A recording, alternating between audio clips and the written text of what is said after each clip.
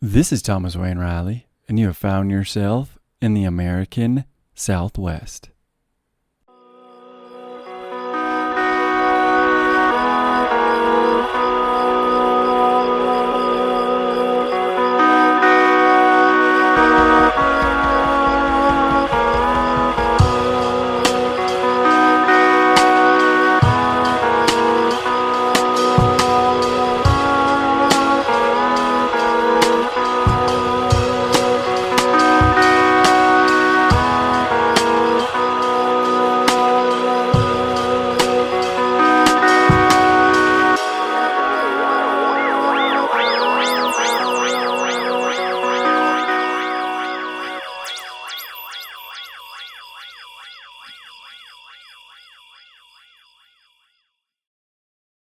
Karl Dahl, thank you for joining me this afternoon. Glad to be here. Thanks for having me. So before we get into exactly what I want to talk about, which is very specific, why don't you introduce yourself and say what you want to say? Great. Thanks. So I am Karl Dahl. I am an author and a poster. I'm the author of 2 books, which are available on Amazon. The first is called Faction, which is a kind of a 90s revenge / DIY espionage story. And the second is Faction with the Crusaders, more deliberately titled With the Crusaders. It is a nationalist, sympathetic take on the Spanish Civil War, and a prequel of sorts to the first Faction book, in that the grandfather character gets into the espionage biz in the context of the Spanish Civil War. So talked about that general topic of the Spanish Civil War quite a bit with some of the folks in our sphere, because of all the research that I had to do with original source material, not only for the era, the 1930s, but also the setting of the Spanish Civil War, because it's not handled great in English language material. But I also love just that kind of that era in general, and that brings us to our topic. I still need to read both those books. I'm excited too. But our topic today is it Colonel Charles Askins? Correct. Yeah. You were on a friend's show, well, many friends' shows, but you were on Thomas's show and you were talking about the Vietnam War, and you brought him up. And I was driving back from out west, and I was like, that guy sounds really interesting. I think I messaged you immediately, like, I need to read this book.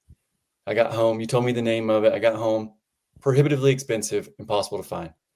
Yeah, But you have long a out of copy. print. Yes, I do. And so I was like, would you want to come on the show and talk about this very interesting figure who does have his origins in the Southwest, correct? Absolutely. Yes, he All was right. he was born in Texas and raised in far western Oklahoma, in the area they call the Cimarron out there. And I know that there's Cimarrons in New Mexico and West Oklahoma. It just means, I believe, like wildland in Spanish originally, or it's derived from that. I did not know that. Yeah, I spent kind of an 11 years in Anglicization. Oklahoma, so I'm going to let you just run with it, man. You know your topics. You are very Great. knowledgeable. I'm going to let you go with it. All right, thank you. So, yeah, Colonel Charles Askins is a really interesting figure, in that he was involved in an incredible bridging of the 19th century to the 20th century. Although he was born in 1907, having grown up in the Southwest, he was involved in he grew up at the very tail end of the Indian Wars, and there were still confrontations, which he describes in this book, Unrepentant Sinner, the autobiography of Colonel Charles Askins. He describes all kinds of shenanigans he gets into as a youth, and some of those involve the local tribes, or tribes passing through to go to roundups. I don't know. We call them roundups out here in Washington. I might not be using the right terminology for his area, but anyhow, it's these big Indian powwows that get a little crazy, and so that's some of his entree into violence. Around like the Fort Sill area or the Wichita Mountains, maybe? Or Yeah, I believe that he. Let me see if I can find the exact site here. I know there's some Apaches over there, Comanches over there.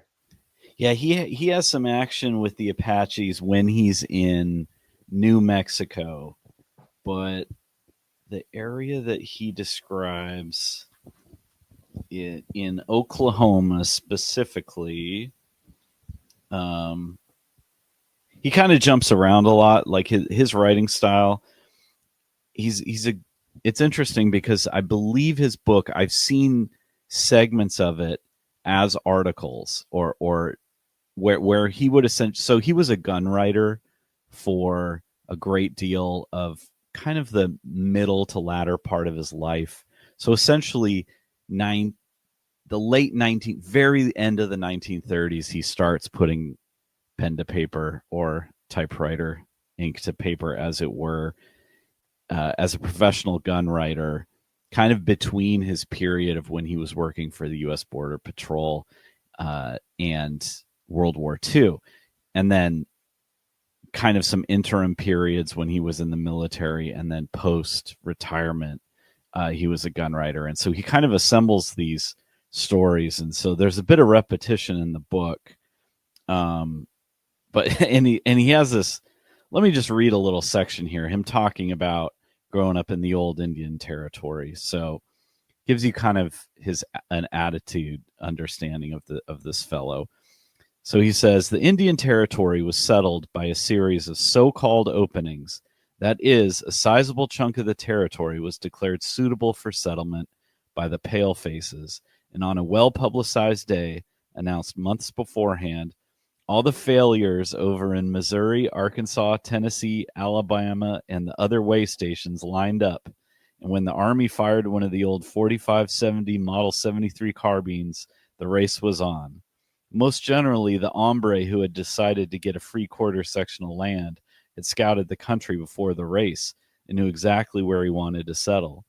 When the word was give, he flogged his pony in that direction, and once he set foot on his 160-acre plot, he slipped off the winded horse, dragged his old sharps out of the leather, and prepared to defend his claim against all comers. When the dust had settled after a day or two, he rode into Perry, which was the provisional capital, and filed on his land. So, and a little bit about his attitudes about people in general and the folks around him, which is kind of interesting, a little. He was fond of a bit of derogatory language, and he goes on to say the Indian Territory in those days had a good many pronghorn antelope, a whale of a lot of white-tailed deer, a few elk, a sprinkling of black bear, and simply millions of bobwhite quail. Because the new settlers were as poor as an Irishman during the potato famine, they lived mostly off the game. During a period of 2 decades, the antelope were shot out to the last animal, and the deer were virtually exterminated as well. The elk were either killed or migrated. At any rate, they disappeared.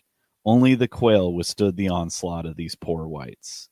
When I came along, which was considerably after the land openings, times had improved, and the inroads on the remnants of the deer herd had greatly abated.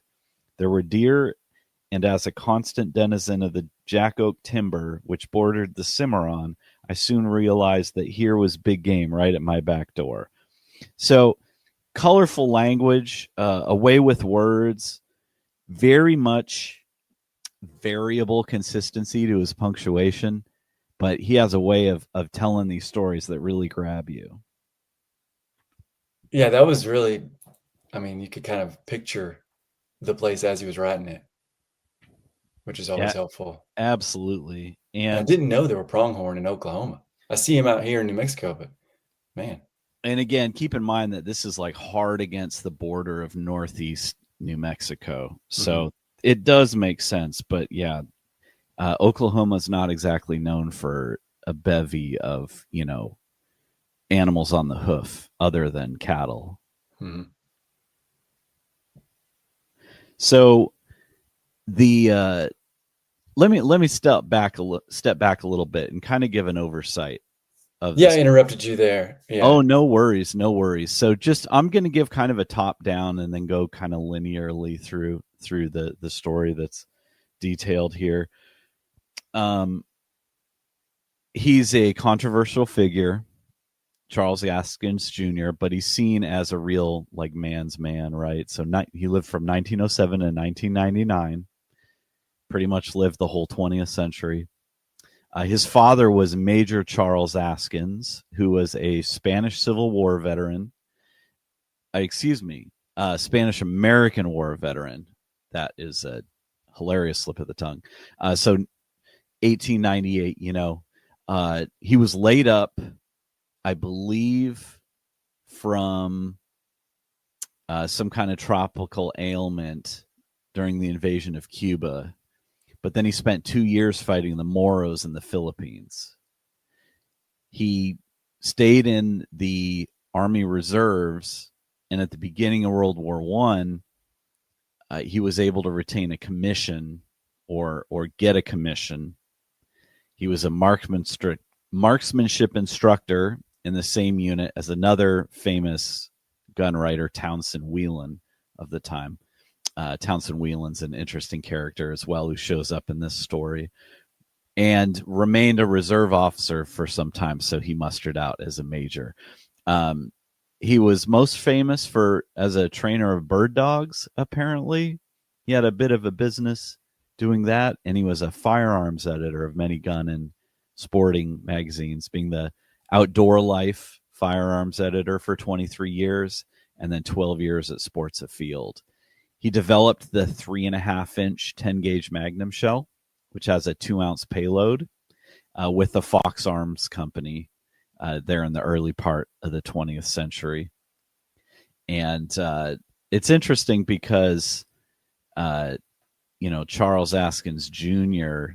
refers to his father as a man utterly lacking ambition, but absolutely a wonderful father, an extremely nice man, and just loves being outdoors, hunting, loves horses and dogs.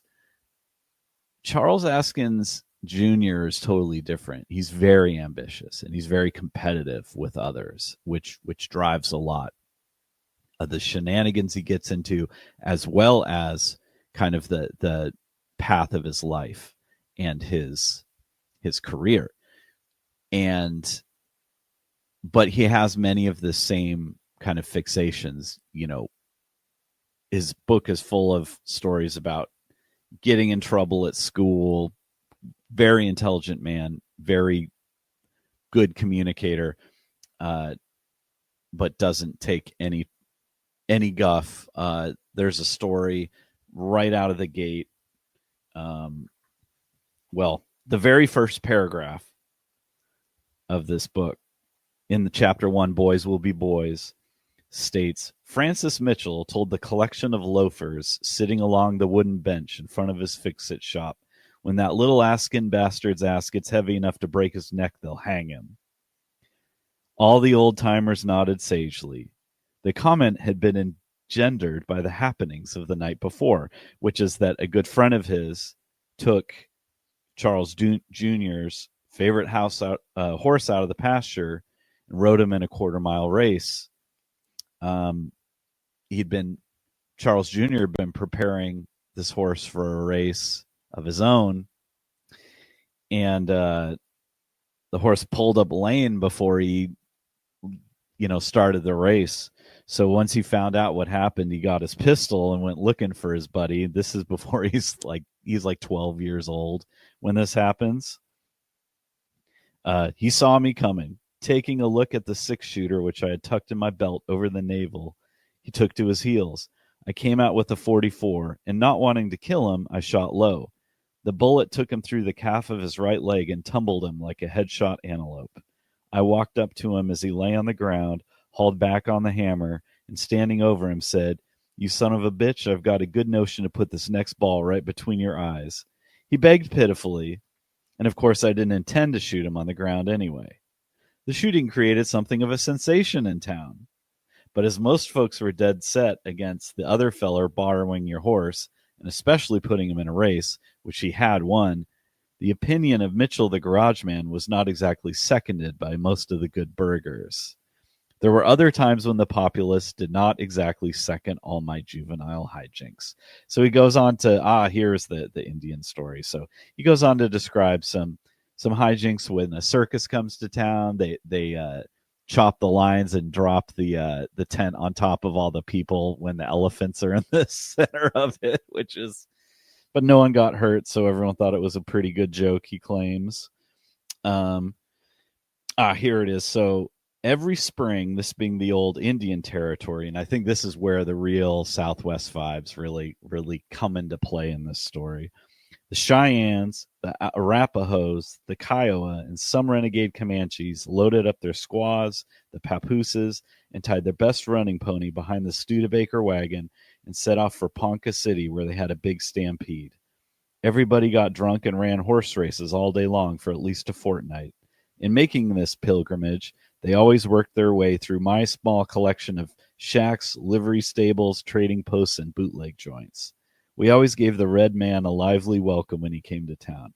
Some of the older bucks still flaunted scalps at their wagon bows, and on one in particular was of long blonde hair, very probably some hapless rancher's wife.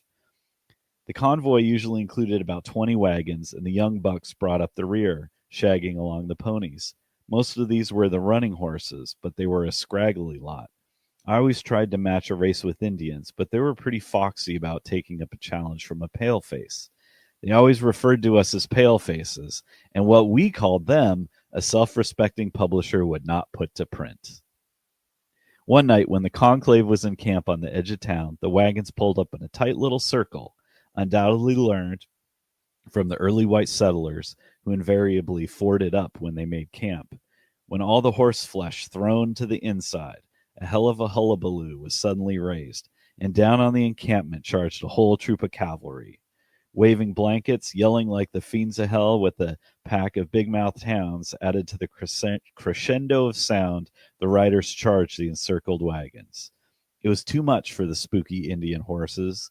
They broke through the flimsy rope barrier, which had been strung between the wagons, and in a thundering hurge plunged off towards the Cimarron.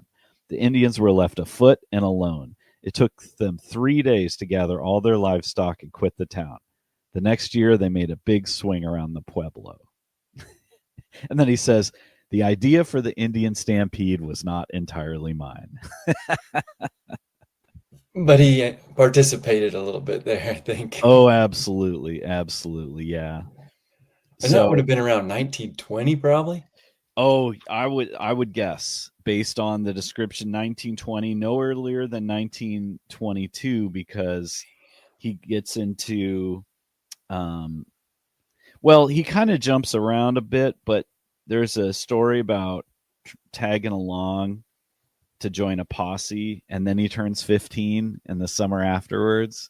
So although the sheriff wouldn't let him tag along, he followed them, and then he let him hold the horses, which of course pissed him off because he wanted action. He wanted to shoot someone. Yeah, exactly. It's really interesting when you say that, because he was once asked for an official body count after his real, after the smoke had settled. And he said 27, not counting N-words and Mexicans. However, it doesn't really make an awful lot of sense, given that he was in World War II. Although when he uses the first slur, he may have been talking about North Africans, because he was in the North African campaign. He also he went to Vietnam and was involved in some shooting frays there. And it's funny. You can't tell. It sounds like he's just being hyperbolic. But there were quite a few people of his era who were lawmen and gun writers, and they would say that he had probably shot more people with handguns than anyone that was talking about the subject. in the era, which would have been the 50s through the 70s or 80s. Well, when you start shooting people at 12 years old, yeah, that it can tends pile to, up.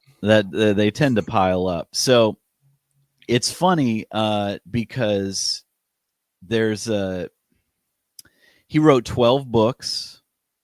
He wrote over 1,000. He had over 1,000 articles published, and he had a tendency, I think, he would write about a topic that he knew, but he does tell you essentially right in this book that if he had a contract that wasn't super clear cut, he would just write nonsense and he wouldn't put a lot of effort into it, or he'd tell old stories over and over again. And I've seen a bit of that. Every once in a while I'll go through and try to find an article about something that he wrote, because there's a story in this book that I've tagged that we'll address, because it gets into gun autism, but also gets into kind of his shenanigans, and his thinking, his cleverness. And I swear to you that I've seen 4 versions of that same bit of text talking about that topic in totally different magazines that I found online. So it's he jokes that it's an old writer's trick, basically, but it's good stuff. So after that, he goes into really where things really get going in terms of like where the path of his career and the themes, even more of the themes that we're going to see in here outside of troublemaking. So at age 15, he joined the Citizens Military Training Camp, or he went to the Citizens Military Training Camp. So this was a situation where the War Department at the time would offer a commission as a second lieutenant to young men who had attended this 30-day camp, Citizens Military Training Camp, for 4 years during high school. So your eligibility for this opened up when you were 14 or 15 years old. And so if you attended this for 4 years in a row, you could get a commission as a second lieutenant. So it was like a mini rushed ROTC kind of scenario. And, this evolved later where obviously, ROTC in college, but apparently at the very beginning in the teens and 20s, this CMTC program was a thing, which actually makes sense in that when you look at the way the military operated in that era, the actual formal full-time military was very small, and then they would have these National Guard units that would then muster up in a war into being the big unit that would be the kind of funnel through which people would pour, because again, they had the folks in those National Guard units had been trained up, to this military standard, allegedly. So anyhow, he goes at age 15 to this camp. He only actually participates for 2 years. So he doesn't actually get a commission at the end of this as a reservist. But he won in his first year, he won the CMTC Rifle Championship. And the second year, 1925, he went to the Camp Perry National Matches as a member of 8th Corps Area CMTC Rifle Team. So Camp Perry is very famous in shooting circles. It's Camp Perry is in Ohio. I believe it's on Lake Erie. And it's the big kind of centralized location where folks would come from all over the country for these military shooting matches. And there's civilian elements that are associated with that. And he went there from Oklahoma? Yes, sir. Okay. And so 8th Corps area also included Arizona. And while he was at Camp Perry, he met 2 fellows who would continue to show up in his life and show up in the rest of his book, Harry Renshaw and George Parker. They're both from Arizona. And George Parker became his best friend, and a lot of his shenanigans and career is based on guidance from old George Parker.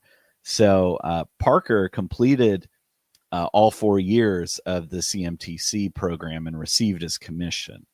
Askins did not. But by getting into this like real formal shooting type of environment, it set him on a path. So after he graduated high school, he was attending a teacher's college, like a very small local teacher's college, and was also trying to teach, but was getting in trouble because he'd get in like fist fights with the students. And so that wasn't working out. So his father used his connections at Outdoor Life magazine to get his son a summer job with the U.S. Forest Service up in Montana. So he went up there 2 summers in a row while he's doing this, teacher's college, spending his time as a fire lookout, and he starts practicing shooting in earnest with a pistol this time. So he talks about, some of his little adventures up there, training a puppy, poaching game, fighting forest fires as a smoke chaser. So he would, if he see his job was if he saw like a lightning strike or smoke rising, he'd go out there as a smoke chaser and prepare that, as much as he could to contain it. And then the reaction teams would come out with horses and mules and all their gear in the old days. So he did that for 2 years. George Parker gave him a 1911 handgun that he had pilfered from how do you say it? Is it Fort Huacha? And with U.S. military property markings, and he begins to shoot with a 1911 in practice and learns that they're not particularly accurate in those old days. Whether it's my 1911 or me, I am also not particularly accurate with my 1911. Other guns, yes, but the general idea is like a 3.5 of that era was a 3.5 inch group wasn't so bad, and that would meet a military standard. So he learns to take his time and starts buying ammo in bulk and stuff like that. There's also at this point in the story, you pick something up that everyone said was totally true about him for the rest of his life, despite his enthusiasm for killing people and his enthusiasm for hunting. He was very compassionate with animals. He would take in strays, like he was doing the rescue dog thing before it was a deal. He liked to bring in strays and nurse them back to health and then find homes for them. He talks glowingly and talks about crying when his German Shepherd puppy that he raised up there in the mountains passed away of some illness. Loves horses, cares deeply about them. It's something that comes through in the story, despite his reputation as a man killer. So there's let me see here. I'm going to jump to a funny story that I have marked here, and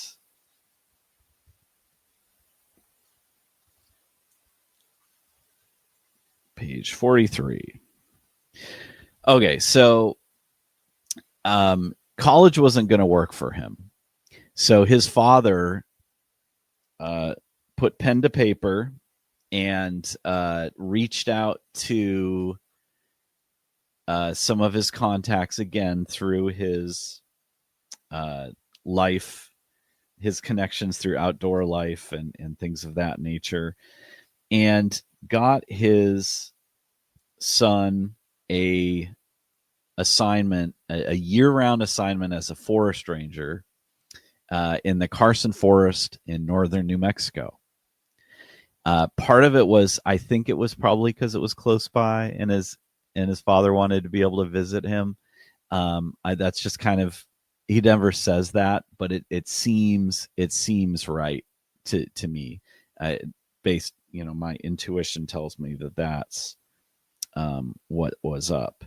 So he heads down into this ranger district, which is hard against an Apache reservation, or the Apache reservation, I should say. And the Apaches had basically just put down the hatchet just a couple years before. So his stories all revolve around cattle operations that are licensed or unlicensed taking place in this forest land. The Apaches getting up to various shenanigans, not paying to have their ponies out on the in the district and such. And so, as a forest ranger, he's essentially a law enforcement official. So he takes to this with great enthusiasm, and the way that he writes about the red man, as he describes them, is quite entertaining. So he gets to his duty station at Dulce, which was the Indian Agency headquarters, having debarked from the Denver and Rio Grande Western Railway. And then you travel 23 miles across the reservation to get to the forest district. So and this is him saying, the outgoing ranger, a lying scoundrel named Jack Turney, informed me that life on the Vaqueros was probably the most pleasant and comfortable of any place in the U.S. Forest Service, regardless of where you might go. I wanted to know if it was all that lovely, why he was leaving. And he said, well, the service has ordered me to Arizona, and I ain't got no choice. The truth was the Indians had sent word to him they were going to kill him. He chickened out and asked to be transferred. So this fellow comes down, meets him at the station in Dulce with a spare horse, and they rode out to the ranger station by a circuitous route which was used to avoid the direct trail. Turney was sure that Apaches were lying in ambush for him. He didn't tell me these things, but I noticed he put me in the lead going home and let me ride his big black horse. He took his departure at the break of dawn, and that was the last I saw of him. This is where his writing really gets really evocative, talking about the land. I like when authors do that. I think that's the Jicarilla Apaches, I assume. That's how you pronounce it. I did not know that. It looks like Huachuahuacha or something. Yeah, but I can see that. Yeah, Jicarilla. They were on the plains, and then the Comanche invaded, and they begged the Spanish to give them land on the other side of the Sangre de Cristos. That's how they got there. Interesting. But yeah, that's a funny story. I think he set him up a little bit there. He absolutely did. So the Ranger District was forested with pine, fir, balsam, and spruce. The country was what we call a rimrock. It had no high mountains, but was cut and slashed with a series of canyons, and atop the canyons were lofty plateaus. These are called mesas by the Mexicans and are easy negotiated whether afoot or horseback. The only problems were the canyons, which offered something of a barrier. The rider has to pick his way downward, and oftentimes it was so precipitous the going had to be negotiated afoot, the equine picking his way behind. There was no activity on the district, whether sawmill logging or not yet mining. There were a half dozen homesteaders who were permitted to range their comparatively few head of cattle and horses on the forest acres. Off the forest and along the western and southern boundaries were a number of settlers who were privileged to graze the government land during the summer season. The northern boundary was jammed up against the Colorado state line. The ranchers who lived there had to ford the San Juan River, which pretty well precluded the use of the forest of their livestock. The country was almost 6,000 feet in elevation, and the winters were formidable. It dropped down to zero and sometimes stayed there for a couple of weeks at a time. So he talks about, his job is to fight fires and supervise the cowmen. And he wasn't told about the problem with the Apaches, and they were the real problem. So he says, the red men had 2,600 wild horses running on the district. They made no attempt to round up these broomtails nor pay their upkeep. They rode on the district with impunity. If I jumped them out, they told me they were trying to catch a calico stud and a yellow mare colt. What they were actually doing was to cut out a fat calf, rope it, cut its throat, butcher it, and take the meat back to agency headquarters and sell it to the Indian trader. The Mexicans who ran their little bands of cows on the vaqueros were well aware of what was going on, but they were all afraid of the Apaches and did little to protect their cows. I was determined to put a stop to the rustling. And he really sounds like he's out of the 1870s. Absolutely. And it's, which is just great. I love his writing style so much. The first week was a washout. Nary a red man showed his greasy face. All right, yeah. Good Lord. So, Yeah. and the details about the cows, and he makes friends with some of the ranchers, and their families, and gets a little what is the line where he says Lewis Lynch's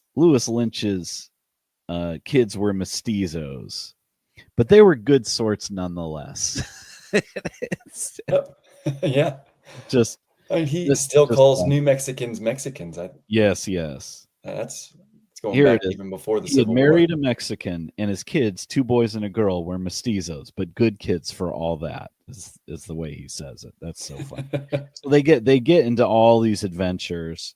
He gets into various shootings. A lot, but what he does is he explains that a lot of the time, they're going out there to round up rustlers, and the property owners become the ones that do most of the shooting in his stories. Now, I don't know if that's completely true, or if he's twisting stories, because he tells all these stories about when he's in law enforcement that are straight murders. But I don't know. It's interesting. It's interesting, and he doesn't seem he seems like a lot late. People would call him kind of braggadocious, but he's not. He's very self-deprecating. He just is telling it the way it is. He's arrogant. If he doesn't like someone, he'll tell you he doesn't like them. If someone's a good guy, he'll tell you they're a good guy. He's just a straight shooter, an ornery sumbitch, but like, people describe him as very friendly, except for people who are like overly sensitive. Like there was a gun writer who's named Jan Liberel, who was around for a while. He was pretty good. I don't believe he ever did any law enforcement or anything like that, but he was just a gun writer, and his mother was Mexican, and apparently Chuck Askins used to give him a little, hassle him about it. But my theory is that he did it just because this guy was sensitive about it. And like, if he had, put up, if he had put up a bit of a fight, like, it wouldn't happen. I know this kind of guy, and he'll talk mad smack, but like, he's just a straight shooter, and he's enjoying himself. So he talks about poaching the Indian ponies and the wild horses to feed his. He had a pack of hounds, which he describes, which I had gathered to run lions, so mountain lions. So essentially, there was a burgeoning gaggle of mountain lions. I ran the great cats with my pot liquors, and it was the best of sport. To feed the lion pack, I killed an Indian horse every week. I'd ride up the Vaqueros Canyon, about a half mile of the station.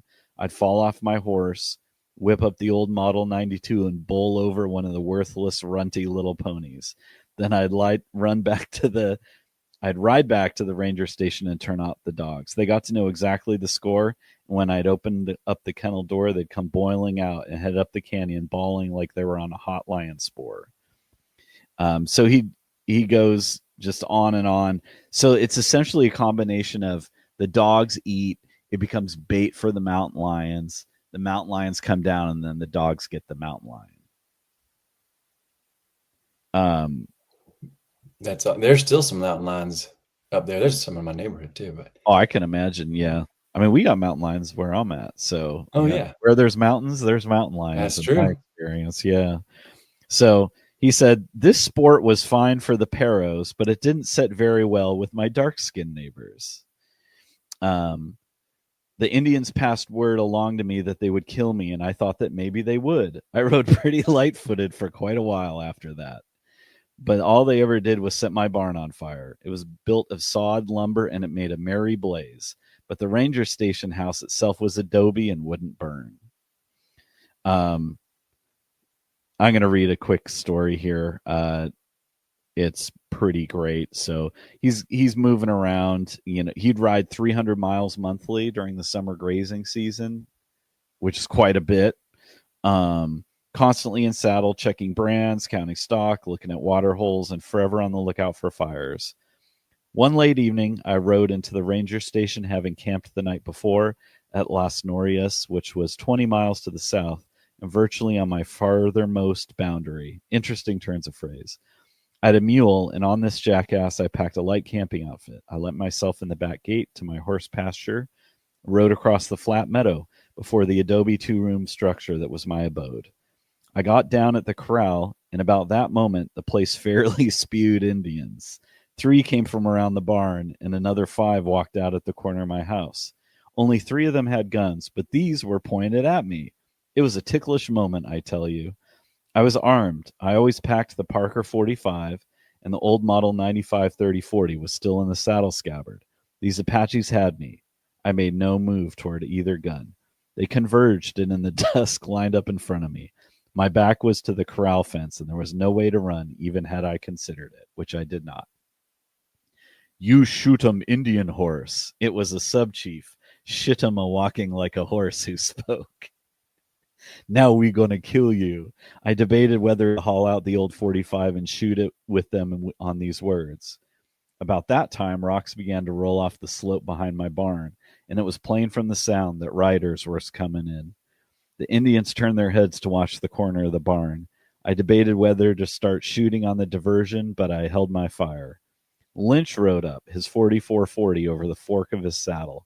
With him were the boys, and they had rifles in both hands. They came on until they were hard against the passel of red men. What the hell's going on here? He asked in a loud voice. The Indians all looked at the trio, and it gave me the chance I wanted, and I whipped over to my horse, still saddled, and jerked free the Model 95 rifle. I covered old Shit'em walking like a horse, and waited to see what the braves would do. I was anxious to kill the sub-chief, who was a notorious troublemaker, but we were only a half-mile off the Indian reservation. Would have the whole tribe down on us if we knocked off an Apache or 2. This pale-face kill 'em Indian horse, old Shit'em expostulated, looking up at Lynch, who had never stepped down off his horse. So what, you Injun bastard? Lynch shouted at him. I shoot your horses all the time. What are you going to do about that? The Indians milled around for a moment, and finally, their rifles carefully lowered, slunk off to their ponies, which they had tied to the rocks above the ranger station. Oh, so great. Story. I like the ticklish moment. It's a ticklish moment. He has a lot of things where he makes funny little asides like that. Yeah, in the olden days, I don't know if he'd escape that. Oh no, not at all. Not at all. Yeah, I did an enormous series over the Apache, but I didn't really talk about the Hickory. But that was about it. I covered. You for teaching me how to pronounce that. Oh yeah, no worries. It's like Oaxacan. Like I learned Spanish, but like a bunch of these like Mexican Spanish terms. I mean, it's not even Mexican Spanish. It's native languages. Oaxacan. I would stare at Oaxacan. You don't really use X except in Basque in Spanish. So yeah, and I studied the Maya in college, and before anyone said that word, I said it the same way. I spoke every single letter in it. I was like, oh, it's a walk. Okay. Oops. So after a couple of years of this, he hears from the way he frames it. He hears from his buddy Parker. His amigo Parker provides glowing reports about how much fun it is in the Border Patrol. He was in a gunfight every week and sometimes two. This was in the days of the Great Depression, and also the time of that ill-fated attempt to force the thirsty American public to give up John Barleycorn. It was referred to as Prohibition and was engendered by the national law called the Volstead Act. At any rate, there was a small influx of illegal Mexicans across the turbulent old Rio Grande and a tremendous infusion of illegal spirits. Of course, this alcohol had to be transported. With tens of thousands of campesinos just across the frontier, the problem of finding cargadores was small indeed. Just the amount of Spanish that he sprinkles into this is so much fun. Do you know if he spoke Spanish? My understanding from this, he goes to Spain in the 50s, and he jokes that he and his wife had learned Spanish from, and a lot of the folks in the earlier chapter are Mexicans or old Spain settlers in New Mexico proper.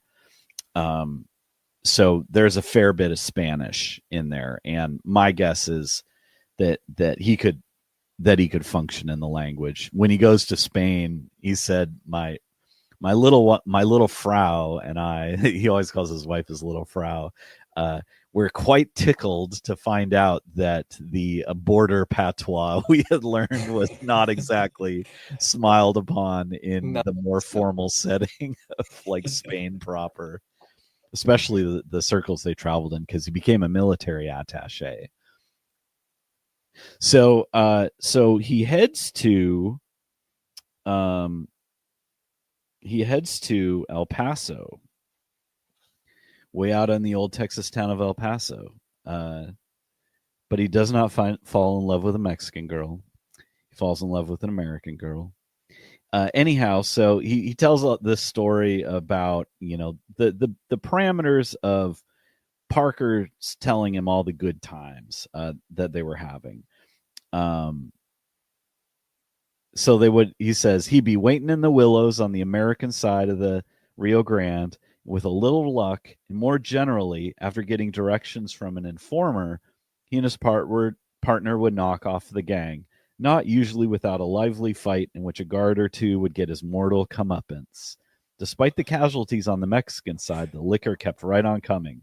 There was no marijuana smuggling in those days and very little drug traffic.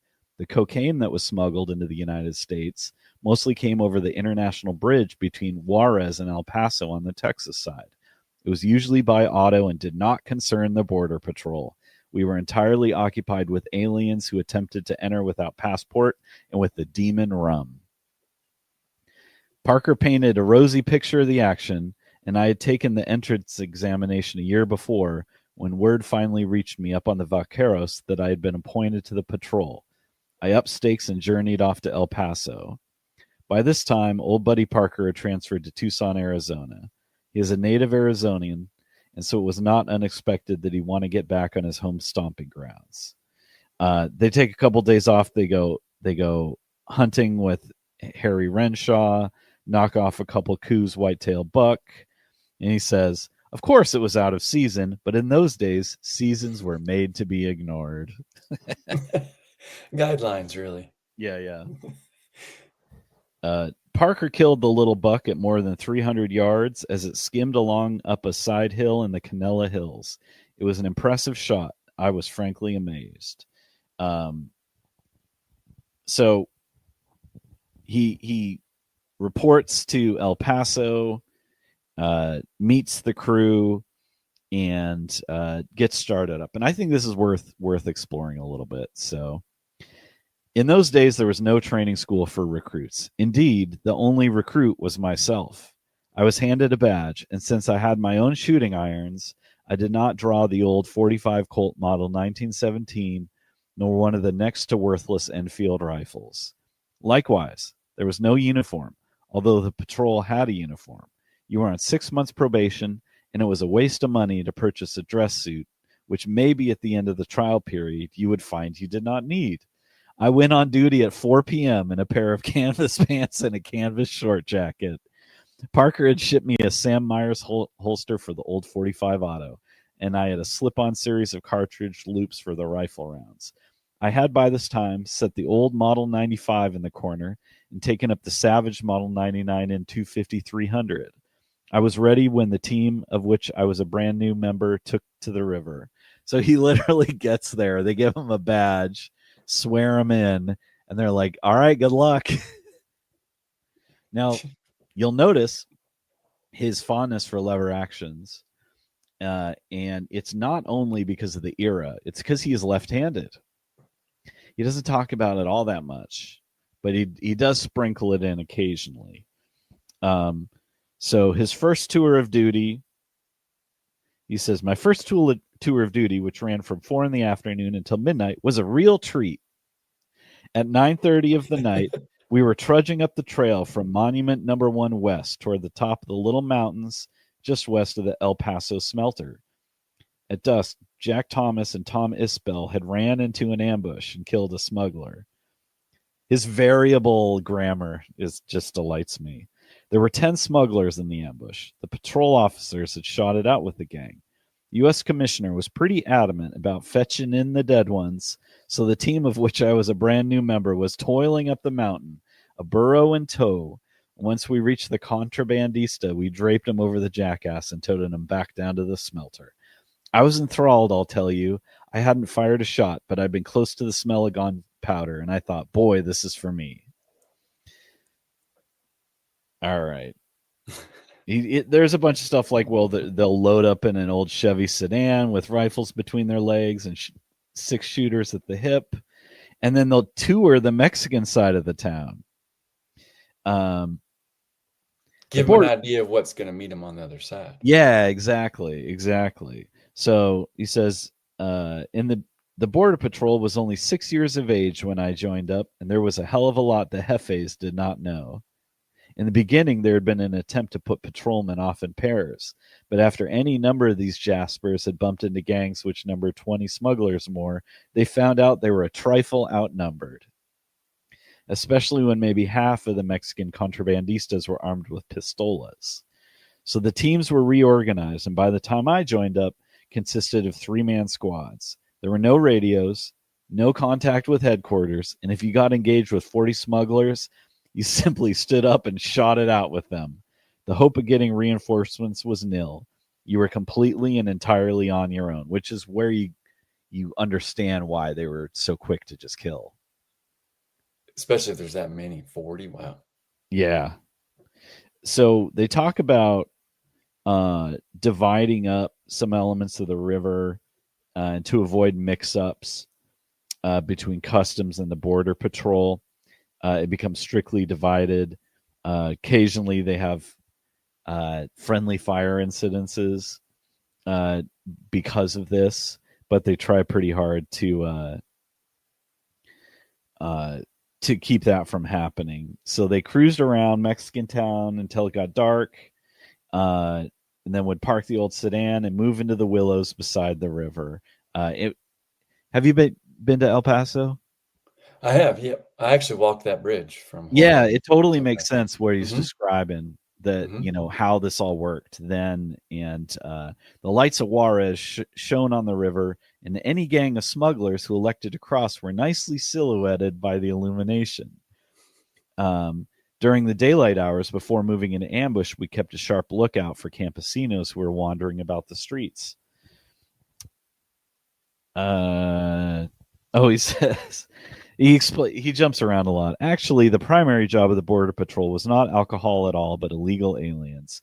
The Border Patrol was part of the Immigration Service, and believe it or not, was a part of the Department of Labor. Interesting. Our boss was an old maid named Frances Perkins, the first woman to hold a cabinet post. She had been appointed by Franklin Delano and was about as helpful as a black politician at a Ku Klux rally. But for all that, we were constantly on the lookout for wetbacks who had waded the Rio Grande and were footloose in El Paso. If we picked up a likely suspect, we grilled him. If he admitted he had just waded the Rio, we hauled him off to BP headquarters, where he was fingerprinted, written up, and slammed in Old Stony Lonesome. So he okay. So actually, you had asked this question earlier. He says my Spanish was next to nil, despite the fact that I'd been a year among the paisanos in northern New Mexico. All of them spoke some English, and for that reason, I had been dilatory indeed about trying to pick up the language. I was very shortly enrolled in a Spanish course at the vocational training school, but the old dame who taught it was a gringa, and I have later suspected her knowledge of the language was pretty sketchy. At any rate, I listened and picked up a few pat phrases from other patrolmen. I was really in favor of banging a suspect over the ears with a 6-shooter and then asking him where he had crossed out of Mexico. This, I found, reduced the small talk to a few syllables and got a confession in a short order. Some officers were in favor of this method. Others, mostly those jazzbos who had not been raised along the border, were not too happy with this system.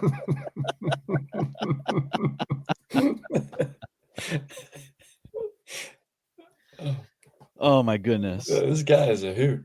So he explains. He always explains the way everything works in these little vignettes. So he talks about on like a couple weeks into this.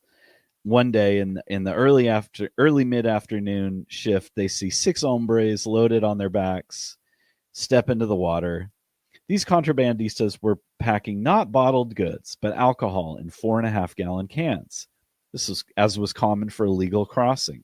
The recipients on this side proceeded to cut the alcohol, mix it with various flavoring substances to produce gin, which defied the most educated taste. At any rate, he says at any rate all the time, the tins gave off a pleasant gurgling sound and snapped and clattered as the cargadoras waded the border stream. In charge of the BP team that night was a tough old outlaw named Robbins Stafford. He just as soon shoot a smuggler as ask him the time of day. As we jogged up through the willows, I knew somehow that the time for powder burning was upon us. We kept the smugglers in view. We were about to meet them on the bank when some son of a bitch took a shot at the 3 of us from this side. He was most probably the guide who would direct the cargadoras to a waiting auto or into one of the shacks which virtually lined the American banks. On the shot which cut the willows above our head, Stafford opened up with a dinky little Model 92 Winchester 4440. This was all the excuse I needed, but instead of shooting at the sound of the shot, I turned my attention to the Mexicans, who were still some 20 feet or so from the bank. I shot 3 shots as fast as I could work the lever on the Savage. Liquor loads showered down into the turgid waters of the old Rio Grande, and some cargadoras fell too. Whether they were hit or just scared and attempting to lie down, I could not tell. It was such great sport that I pumped a couple more rounds of struggling mass in the water. The Garda, who had been awaiting his liquor and had shot once at us, never fired again. He melted back into the shadows and took refuge in the nearby shacks. So they Did he shoot across the river? He shot so the guard was behind them on the American side. The patrol leader shot at that guard. Askins shot at the across the river before they even got to the water. So they start retrieving the alcohol. There were a dozen cans. If any Mexicans had been hit, we never saw or asked. They seemed to have. And then at breakfast the next morning, the senior inspector who had the graveyard scene in the office told me they pulled a dead Mexican out of the river near the Socorro head gates this morning. He'd been shot with a rifle. We got word from the American Council in Juarez. I was pretty jazzed.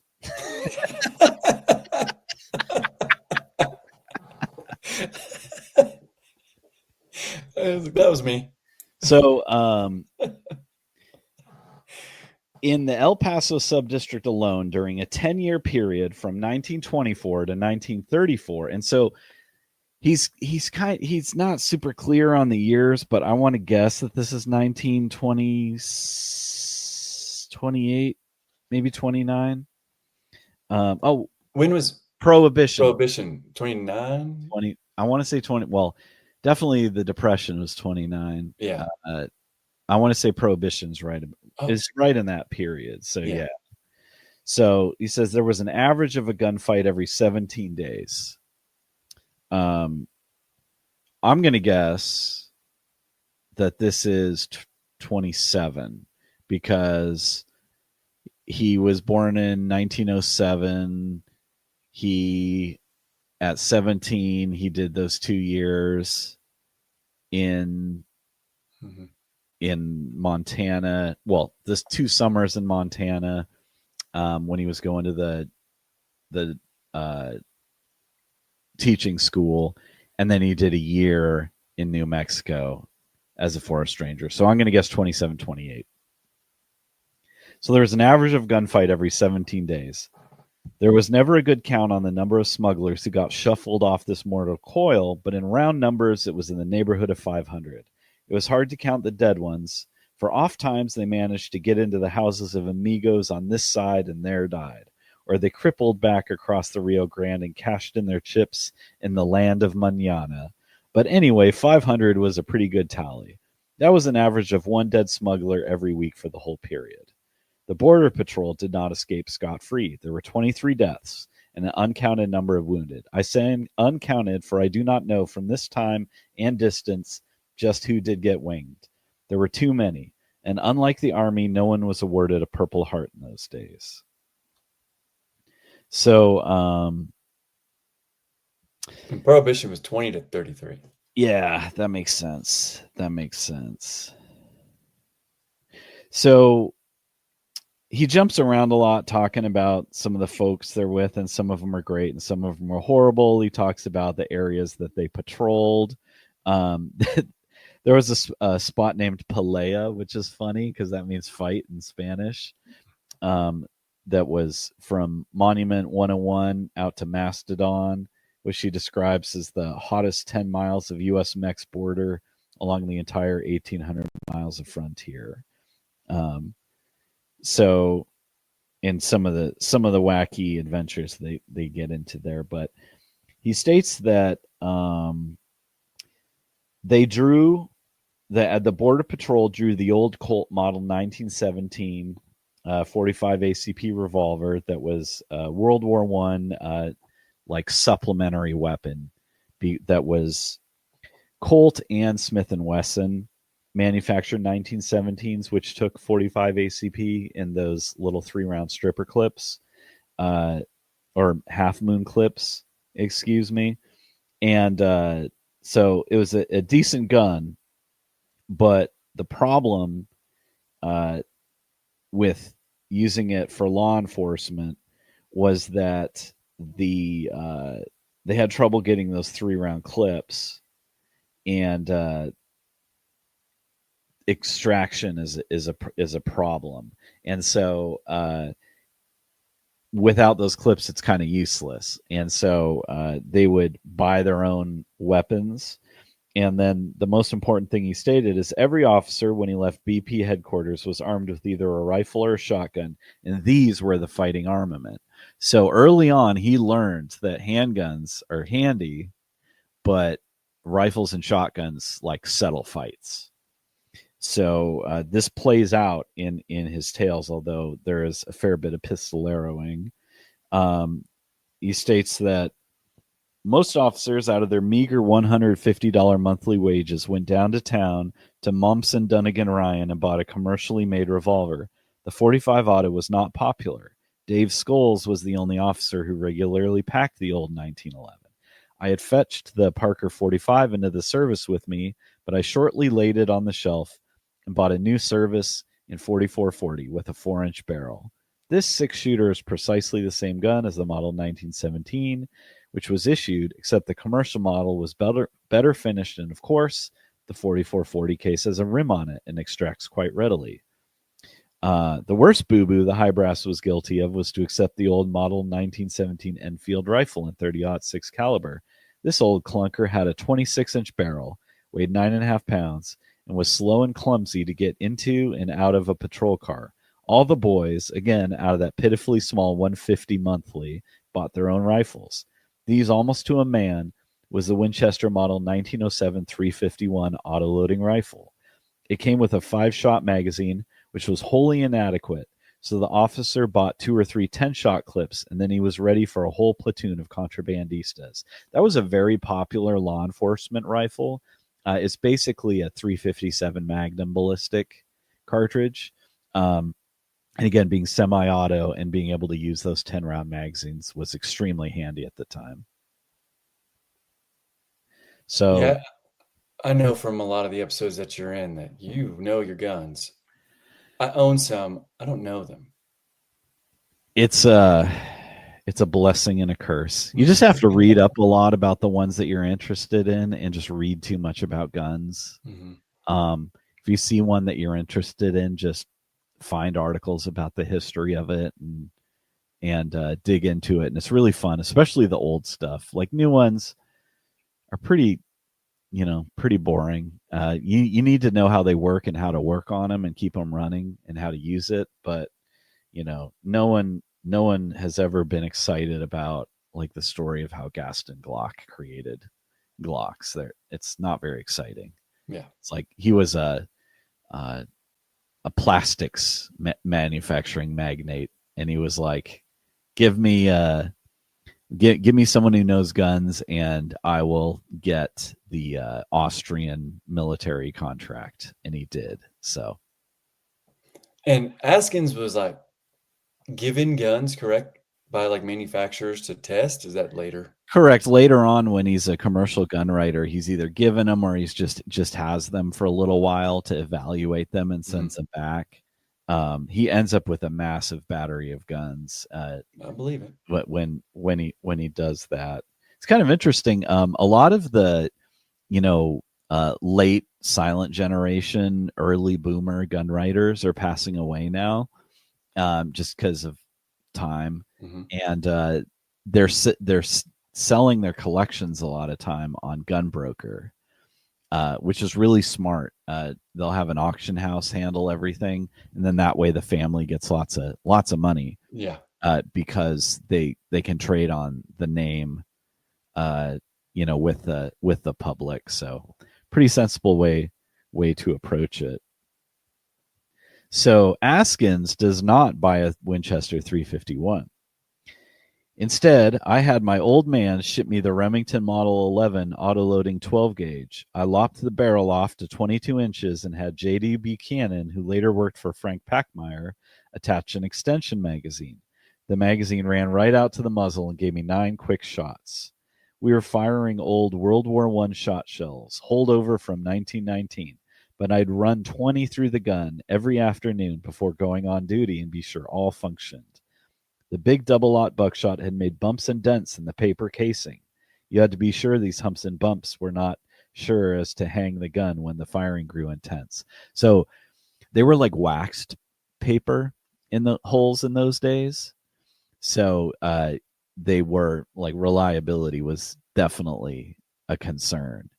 And one of the origins on a shot shell of the different height of the brass you might have seen, there's short brass and high brass. High brass was an indicator in the old days of a field load, and my understanding is they would just load and extract more reliably because there was more brass in them when the kind of wax papering technology wasn't quite making them weatherproof. And so that doesn't really matter now. Like, you can load really hot stuff in short brass loads as well, but that's definitely a legacy of those days where shotgunners think it still matters. So he goes on to explain that he'd gotten into the point where he was something of a veteran in the fun and games of river warfare, is the way he describes it. But he was having trouble shooting with these rifles at even relatively short ranges at night and not connecting, which is why he stacked the Savage in the locker, and went afield with the old Remington and its 9-shot capacity, semi-auto shot shells. So he said, I found that when the firing grew really hot and the willows were being shredded around you, there was a tendency to shoot high. I think what caused this was that a fellow, in his eagerness to see the opposition, had a tendency to lift his face off the stock of the gun, and when he did this, he overshot the target. I developed a big white bandage which I wrapped around the muzzle of the old Remington. This wrapping stood up a couple of inches off the top of the barrel, and I found that even on the darkest night I could always see it, even though sometimes dimly. I made a practice of holding at the other fellow's thighs, placing the bandage at that spot. I immediately noticed that my score shot upward.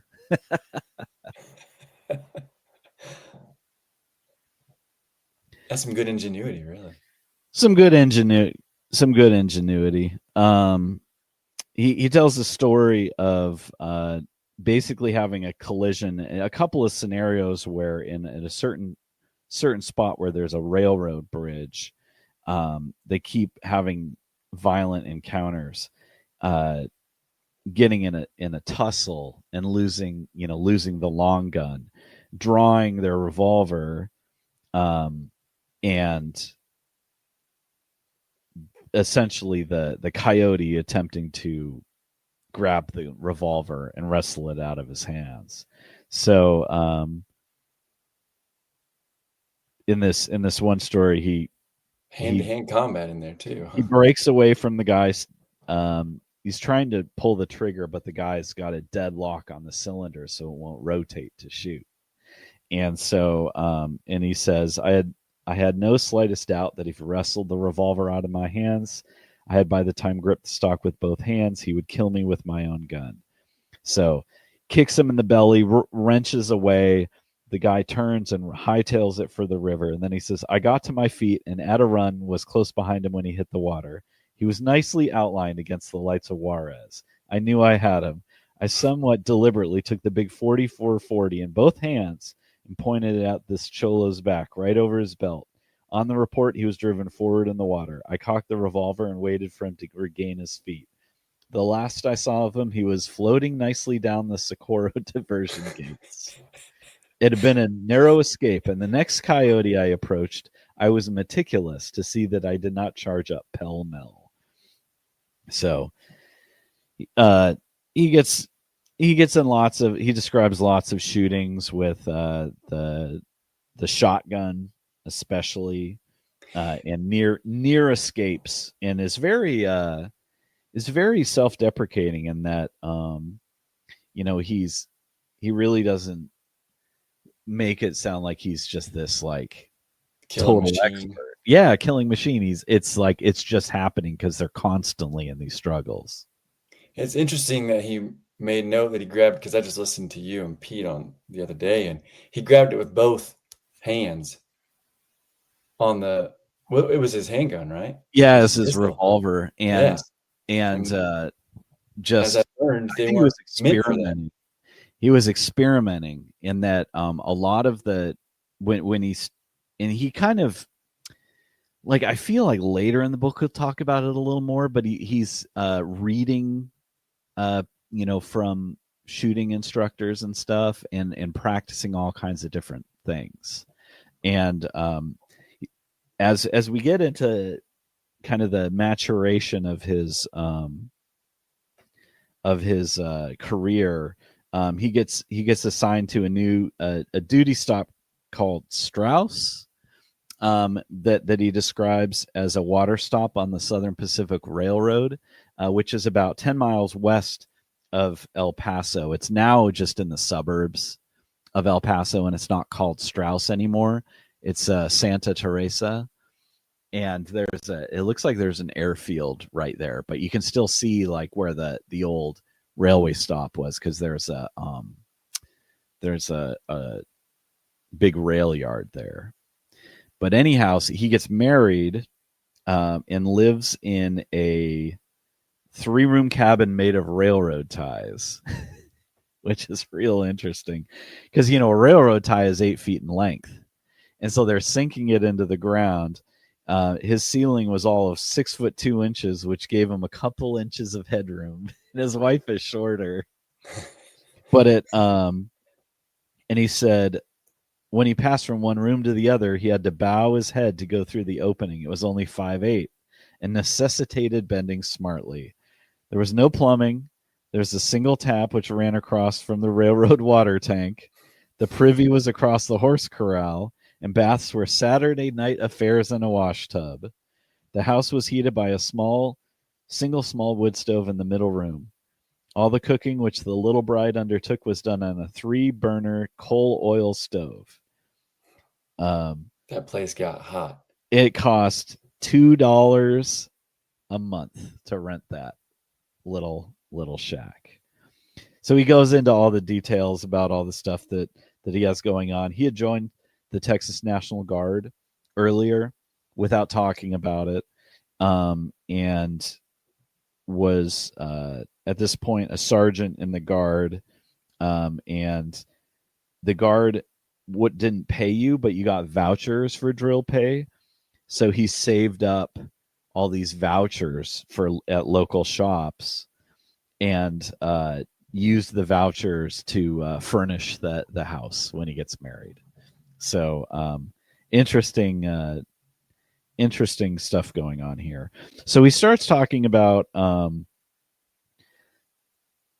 meeting at a range in Juarez and El Paso, and doing shooting competitions with a guy who was the biggest liquor smuggler in the area, but he was a jefe, so he never lowered himself to this, and he owned a bunch of local businesses, and so they maintain a friendly relationship and start like shooting in competition against each other.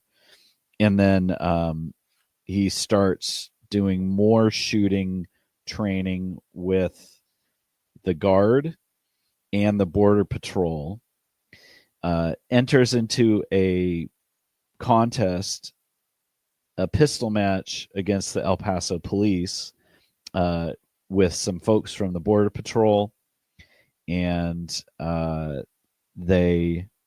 he ends up high gun, and the Border Patrol wins. So this gets him a bunch of attention. And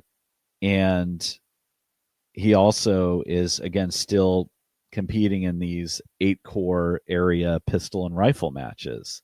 And so he starts getting some attention and sets up a range to practice more. Gets a .38 Shooting Master Colt target revolver, and that he used to compete with, but also starts getting some attention from the Border Patrol to put together some like real training, because again, there's no training whatsoever at the time. And these are guys that are fresh out of, freshly recruited. He goes to Fort Bliss, talks the Army out of a big roll of Army L targets and pistol silhouette targets, steals lumber from the Southern Pacific Railroad yard that's right by his house at night to build. Liberates it. Yeah, liberates it. Purloins is his term, and starts building frames.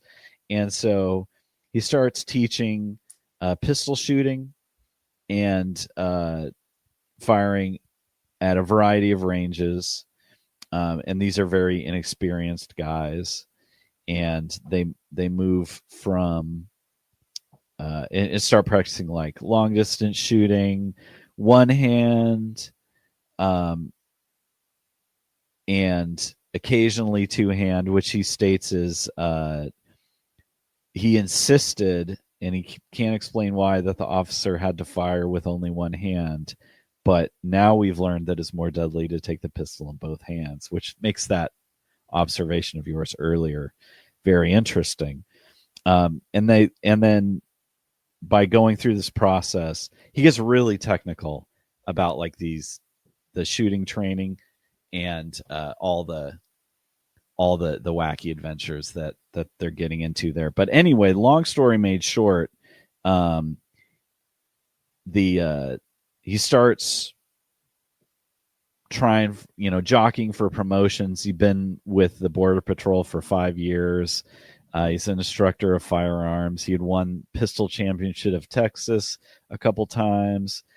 He was eligible for a promotion to senior patrol inspector, but didn't get it, and basically goes in and BS's his way through a conversation with his chief to go work for Colt and become a competitive shooter for them. And word goes up within 10 days, they come back. He's made instructor of firearms for the entire U.S. Border Patrol, which made him the highest paid border patrolman, and is put in charge of not only training, but also selecting a new weapon for them. So he selects the Colt New Service and 38 Special, and then proceeds to cite them all in and go in great detail about this. He gets a big star reloader for every district so that they can reload their own ammunition for practice, to make it more affordable for them to practice and to maintain these standards that he puts together. And then he starts shooting competitively for the Border Patrol team, and goes on and spends years talking about all the shooting. And in the old days, these pistol matches that they were doing, that were monitored by the NRA, you would shoot a 22 caliber pistol, a 38 caliber, and then the 45 caliber pistol, the 1911. And so you would qualify and go to these matches, and he made number 1 on the 22 All-America team, was number 3 on the 38, number 6 on the 45. Border Patrol is doing great in these matches, and it gets really, really, really competitive. Who are they competing against? Other law enforcement organizations, police departments, military. So the Army has a team, the Army Infantry would have their own team, Ordnance would have their own team, Marine Corps, U.S. Customs. Okay, I figured, yeah. Detroit Police Department was a big deal at Camp Perry.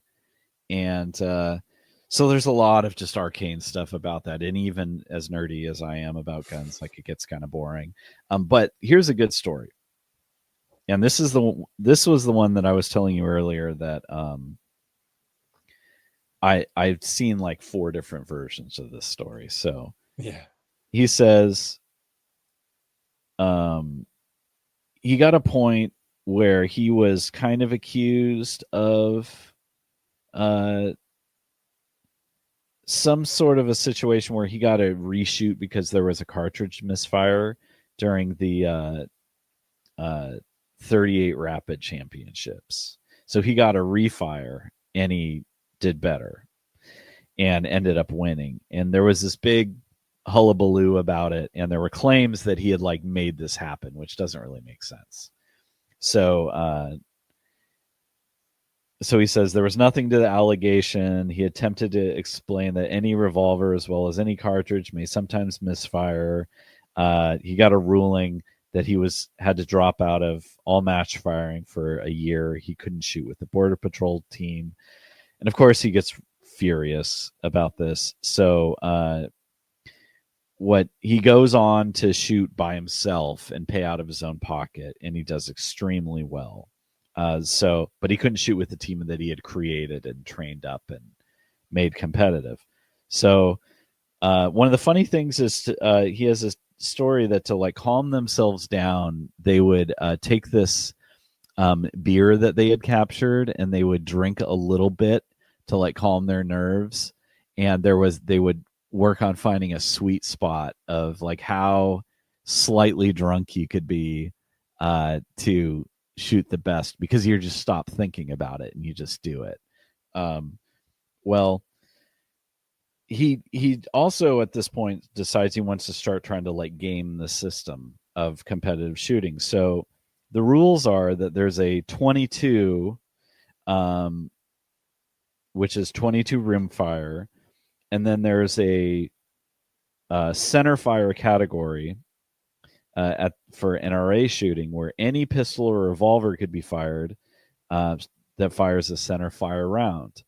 Well, he gives this considerable thought, as he says, and it appealed to me that I should shoot better scores if I had a .22 center fire, which did not exist.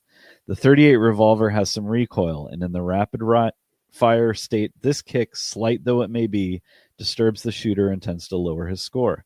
I theorized that if I could simply develop a .22 that had no recoil at all, I'd have an edge on the boys. I went to work.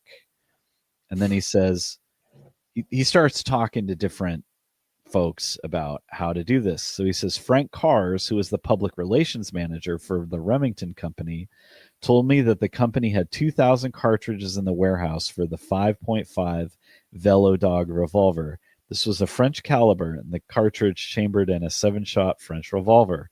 It was a .22 caliber, but the casing was 3/8 of an inch longer than the .22 rifle. 2, the head of the case had a big rim on it, much larger than the rim on the .22 long rifle.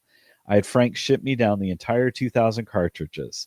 I pulled the bullets on 100 of the rounds, chucked the cases in a lathe, and turned the heads down to .22 long rifle diameter, and then cut off each casing to exactly the length of the .22 rimfire cartridge. Thereafter, Harold Russell of the Federal Cartridge Company shipped me 10,000 bullets. I had Howard Peters, a gunsmith, make me a set of loading dies, and I put together the first of the 221 Askins cartridges. The powder was bullseye, and only 1.5 grains constituted a loading. I shipped a Colt Woodsman off to Frank Packmeyer, and this grand technician not only relocated the firing pin to strike center, because a rimfire firing pin strikes the primer on the rim, but also altered the extractor and ejector to handle the slightly thicker case head. I was in business. And then he says, now, there were no rules against this. The NRA rules stated quite plainly any center fire pistol or revolver. This was in the rules. Well, the word got around. The head of the Border Patrol heard about this new centerfire pistol from one of his stool pigeons in El Paso and sends words he is not to shoot it in any match competitions. Well, he goes to national matches, wins using this, and was forced to turn in his suit. He wins the matches, and they're like, you're out of the Border Patrol. So he does that. No way. He had won 534 medals and 117 trophies in state and national competitions at that point. So that is insane. Wow, that is. And they kick him out for that, huh? Well, yeah, because he was told not to. He disobeyed a direct order. That's true. Yeah, that's true. Well, my smoker is beeping, and if we can hit pause for just a couple minutes, I'm going to go wrap it and prepare. Mark the time. Perfect. And just keep it recording. So, let me adjust my cord after that. So, anyhow, post Border Patrol competition and all that stuff. Charles Askins, using his father and some other connections from the shooting world, to start doing some writing, and his wife encourages him to do so. So he speaks very highly of his wife. She encouraged him to quit the Border Patrol because she felt like he wasn't appreciated. And Askins himself says, many times I had been wrong, and probably this was one of them, but she never wavered in like supporting him to do what he wanted to do. So they move out into the Rio Grande Valley above El Paso and have a nice life. He has a son at this point. You know, they get a horse and they have a dog and like really enjoying things. His shooting skills kind of drop because he doesn't practice 3 days a week like he used to at high volume. At one point, he says that he had fired 334,000 rounds in a 10-year period, which is staggering to us. To competitive shooters now, it's not that much. Like regular, I mean, there are guys out there that do 30,000 in a year as like on the light side. How do you afford that? Well, other You people win are paying for your competitions? ammo. Oh, okay. Yeah, exactly. And you can reload your own ammo, which helps. But again, it's still a huge sum of money to be spending on this stuff. So anyhow, that's not super exciting. Like him talking about all the shooting and everything is kind of interesting, but it's not. Well, the year when he became a gun writer was 1940. Anything happened in that year? Anything happened in that year, you know? So he at the breakout of World War II, he's a member of the Texas National Guard. He was doing a lot of work in the Texas National Guard to get more money out of that. So he was doing drill every Wednesday and just involved in a lot of their logistics.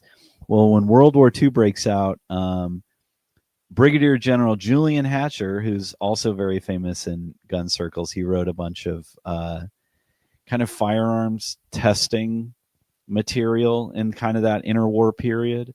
He was second in command of the Aberdeen Proving Ground in Maryland. He wrote to Askins to offer him a commission for if he transfers to the Ordnance Corps out of the Texas Guard unit that he's in. Well, so he takes that because he gives him a commission. He makes him a second lieutenant. So of course he takes that, and then there's stories about his family moving his family around and rolling out and all this stuff, and preparation in the UK where he's teaching because again the Ordnance Corps is essentially equipping specialists with all these weapons that they're going to be the operators of, but they don't know how to use yet. So he was instructing map reading and range estimation and things of that nature, because if you know how to use a weapon, but if you can't estimate the range, you can't use the sights correctly. So he teaches a bunch of stuff along those lines in addition to more technical stuff. So all the preparation it's interesting enough. Well, he finally sets foot in North Africa in going into Tunisia and Algeria. Like 42 or 1942, yes. And he became a battlefield recovery officer. So the long and the short is you go out to where the battles are taking place and recover the equipment to get it back into action. Sometimes it's after battles. Sometimes people abandon equipment and leave, and then you have to go out and find it, or you're going out and you're essentially salvaging damaged vehicles or vehicles that are out of fuel, so that they can be repaired and brought back into action. So he has a bunch of really never thought about that job. It's a very important job. Yeah. So like he was following the 1st Armored Division, and working with a maintenance battalion, and so he gets really bored with this, like the more boring elements of it. So he starts volunteering to basically go out to where the action is, like at all times, and gets into some hairy situations, like being attacked by Stukas and things of that nature. Sometimes there's this interesting balancing act that takes place where they're dealing with surrendered troops, and he has to deal with battlefield recovery in the context of, guys who are still armed that they're encountering. There's a story of him pulling out his 45 and putting it to the head of a German who's like taking a ball peen hammer to equipment so that they couldn't be used by the Americans. Getting tired of eating sea rations, so he shoots a camel because the Arabs have plenty of them. and like his horse feed days. the guys with them. Yeah. In scouting around behind our position, I came upon a young Arab hog herder who had around 60 young shoats in his charge. I knew there were some French farmers still trying to hang on in the area, and although it was sometimes under artillery fire, but I never hesitated. I whipped out the 45 and with 3 quick shots had bullets behind the ears of 3 of the fattest young pigs. The driver, an Irishman named Simpson, hopped out of the Jeep, and with my help, we threw the hogs in the back of the car and went immediately to the bivouac. When we arrived, the help that volunteered to assist with the butchering was heartening to see. The boys dined on pork steaks, spare ribs, roast pork, and various other cuts, not to forget the livers. The next week I returned, and there was the self-same herder and his gaggle of young shoats. Out came the 45. We had more pork for dinner. Then one day came a summons from the regimental CO, who was in nominal command of the entire area. His direct responsibility was the combat team, but all his auxiliary troops, such as ourselves, answered him as well. I wondered what he might want, as I was just a lowly lieutenant and should never have come to his notice. He's basically like, take it easy. So, we got some complaints. Yeah, we've had some complaints. Kasserine Pass gets assigned to like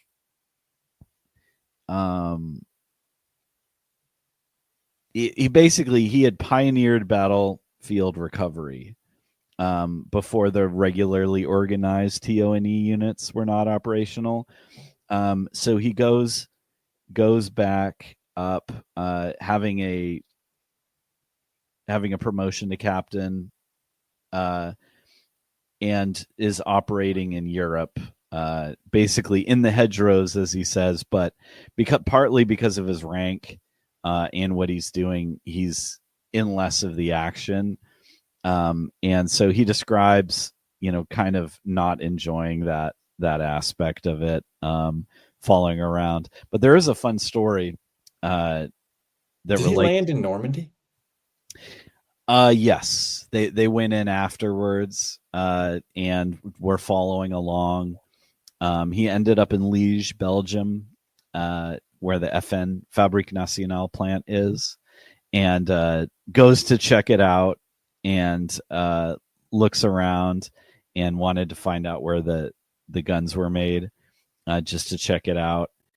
And they ended up utilizing FN as an emergency manufactory. But he explains how a Belgian came up to him and asked if he was American, and told him that he owned a number of Browning shotguns and pistols, and one of them disappears and comes back with a FN Browning 32 automatic, probably in 1922, which he gives to him, and he says it's one that we have hidden from the Germans, and want to give it to the first American officer that we encounter. And then he says, I was much taken by the show of generosity, and I accepted the pistol and have kept it to this day. There probably isn't any firearm more worthless than 32 caliber, but then you can't very well look a gift horse in the mouth. Now, this made me laugh because I love the 32 caliber, although I understand where he's coming from. Because if you think about it, this is a man who's carried full-size handguns on his belt day in, day out to make a living, and, getting in shootouts constantly. So, of course, you want a real gun. The value of the 32 is that it's there when you can't carry a real gun, or as a backup, or just as a light caliber fun thing to shoot. So I thought that was pretty amusing, given the autism in our circles about 32 ACP and how much fun it is. Yeah, I just messaged you the other day, like, I'm getting a 32 Walther PPK now. Yeah. Well, yeah. I mean, and here's the thing: is like I'd rather have a 32 than a 380 PPK any day. The 380, it's just a little too snappy, and That's what everyone says. it doesn't give you anything. It's a legendary as a pistol that like people buy and then shoot like a box through and go, ugh, I don't want to. I don't Want to Yeah. shoot that. So 32 is much more mild and pleasant. Well, thank you. Yeah, I'm going to do that. Right on. I just got some of the Cellier and Belot 32 ACP myself. The prices are kind of up there. What I would say is wherever you can, if you see a good price online for 32 ACP, buy a bunch of it. It's just what you have to do. And I reload for it. It's about as small as a cartridge as you would want to reload. It's a fair bit of work to do that, and really enjoy that that pursuit because you can make very affordable ammo for it. I ain't there yet. Maybe one day. So during World War II, the rest of World War II, he gets into some action only when he self-imposes. Like if he finds a static spot, he tells a story of finding a static spot on the line where basically no one is shooting at each other. There's a river that divides them. The Germans are on the other side. They've taken this city, but they're waiting for more action to happen, and everyone's enjoying the peace and quiet. And so he decides that he's going to do some sniping. He's going to shatter that. He shatters that people are not happy. But anyway, the long and the short of it is the war ends. He comes back home, musters out of the military, as everyone was mustering out of the military with rare exceptions, and then gets an offer because he's doing the gun writing thing again, and he's back together with his family, which he now has. He lost one of his children during the war. Was hit. The oldest son was hit by a car, which is sad. But they had a young boy. I think he was 9 months old when his brother was killed, and then they have a daughter soon afterwards, and so he's enjoying his family and kind of an itinerant gun writer. But he says, if you think driving around and visiting friends and going hunting and just like writing the occasional article, like when you have a deadline, like sounds great, it's really great, but it gets really old really quickly. So he volunteers, or he's given the opportunity to go back into the military and retain his rank, which at this point is major. And so he does so. He goes to the Command and Staff College in 1948 for a 9-month course, which is required to move up in the ranks, or pretty much required to move up in the ranks. It's almost unheard of, especially during peacetime, for people to move up in that world without having done that. Gets assigned to the 82nd Airborne Division, graduates from jump school at Fort Benning at age 40, which is incredibly impressive. Yeah, I was going to say he's got to be 40, 41. Yeah, incredibly impressive. He organizes the Army pistol team in 1949 for some competition. And it's really interesting because he describes some competing that they do. Well, and he loses enthusiasm for it after a man he dislikes is put in charge. He walks away, he never competes in pistol matches again. Just has nothing to do with it. Personally or for any organization, just never? Never. He just hangs it up completely. He just doesn't care anymore. And I think some of it is like he was very, very good.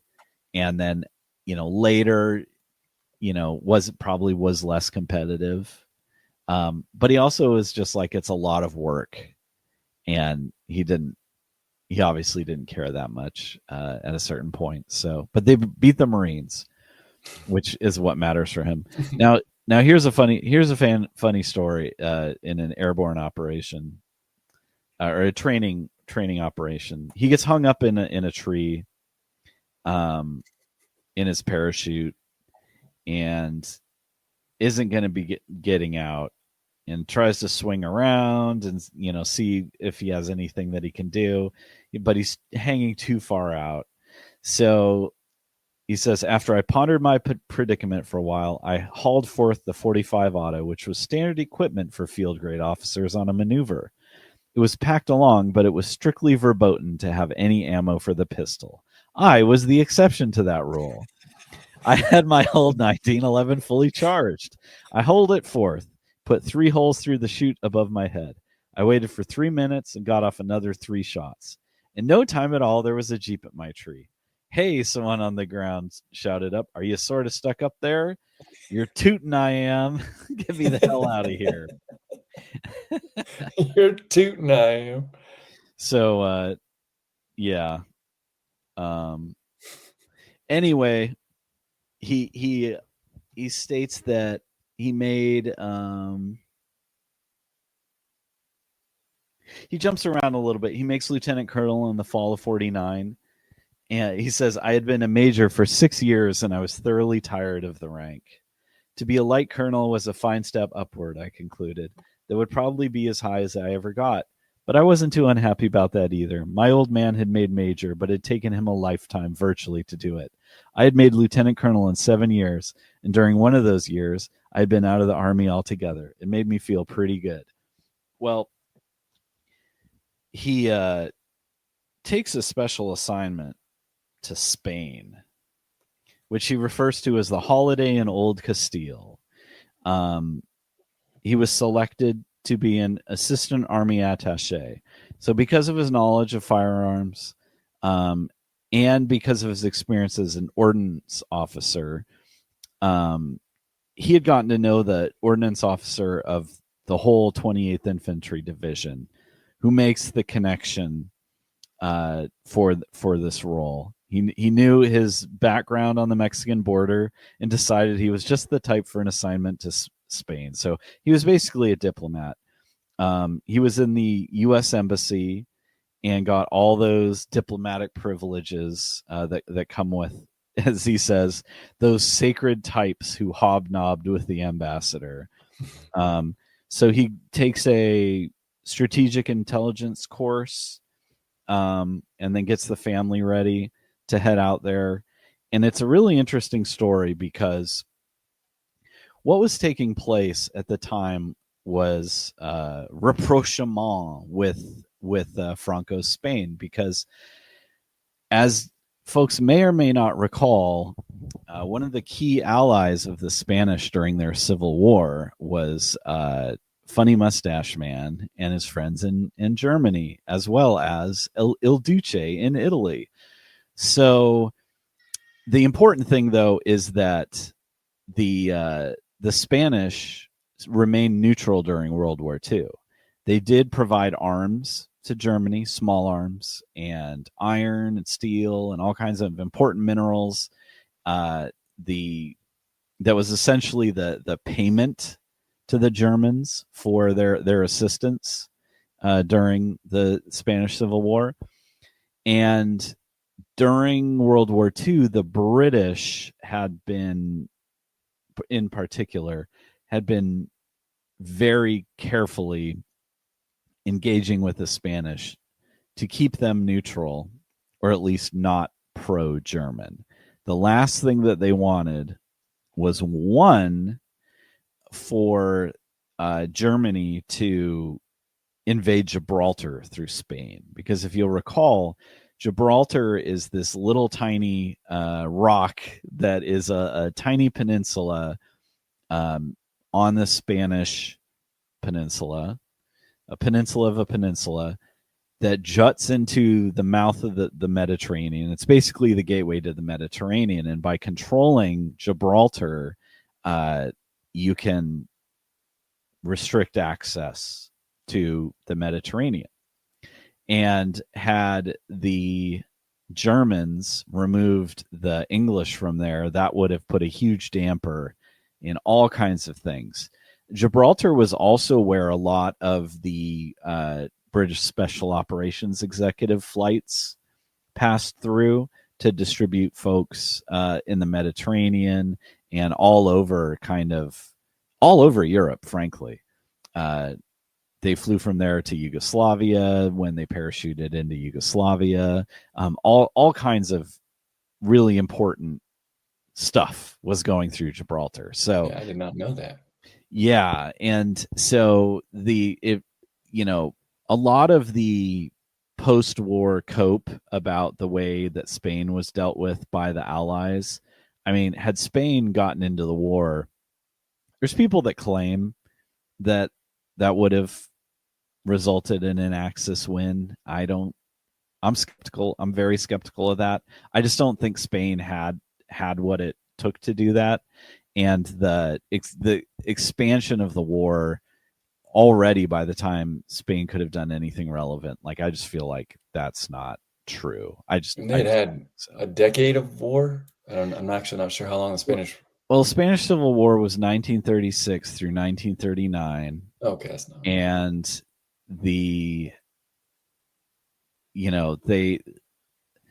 things were tough because the country was in ruins. I will say this, though: the Spanish had food rationing into the mid 40s. I mean, if you think about it, the whole world was at war. Mm-hmm. Everyone had food rationing at the time. The British had food rationing until 1954. Every time I hear that, I'm like, I don't get it. It's because the British are awful. Yeah. The government is awful, I should say. The British ruling class is just the most loathsome filth on the planet. Didn't they just give Gibraltar to Spain? Or they're about to, I think, or... There have been talks about it. I honestly don't know. I mean, there's always talks about it. I don't see it happening. Okay. Maybe given, like, regional leaders. I don't remember. They have They have a level of autonomy. Gibraltar itself has a level of autonomy. I'll have to look into that. I don't see them handing it over, and because Gibraltar is culturally different because of just the way that it's evolved over time. So the Spanish have long wanted it back. I imagine. But at this point, it kind of doesn't matter. So the interesting thing is when Askins goes to Spain, this is in 1950, and I did some digging because the way he phrases it is, he says, through the influence of the Chief of Naval Operations of the U.S. Navy, the policy towards Franco and his Spain enjoyed a drastic change. So I did some research, and Admiral Forrest Sherman was the Chief of Naval Operations at the time. He does not have any kind of like spook connection or anything. Like, he was known as the Flying Admiral because he had been a pilot. He was commander of the Mediterranean forces as a vice admiral. And then in 1949 was made U.S. Chief of Naval Operations. Highly respected. He was the youngest man to ever hold the post of Chief of Naval Operations at age 53. He related to any other Shermans? I looked and I couldn't find anything like that. He was from New Hampshire. I couldn't find anything specific about that. This arrangement with Spain took place when when Sherman was on a tour of Europe's Atlantic-packed defense areas. So France, and it's just good old diplomacy, which was taking place. There was nothing really special other than this was the mood at the time, is rapprochement. And so part of this mission is to get an idea as to Spain's capabilities. And then it's also to essentially make Spain a part of NATO eventually. So when you hear that Atlantic Pact defense, that's an early iteration of the North Atlantic Treaty Organization. So Askins' job is to learn everything he can about Spain's military posture and their munitions plants, and to like get them up to a NATO standard. And he finds that this is a very easy job. If he wants to know something, he just goes to his contacts in the Spanish military and asks them, and they're like, "Sure, I'll show you." He goes out and sees all the arsenals. His main contact was Lieutenant Colonel Cesar Marquis, who was a Franquista. He had fought with Franco through the whole of the Civil War, spoke excellent English. He had spent 4 years in Washington as an assistant attaché with the Spanish embassy, and just took Askins wherever he wanted to go. Indeed, he was able to see the manufacturer plant for the Set-Me rifle, which was a secret program where basically German engineers were designing what became the HKG-3, that whole roller locking mechanism, like the MP5 uses it, etc. So German developed. These guys went to Spain so that they didn't get captured by the Soviets or like the Americans in Germany, and were producing this rifle out there.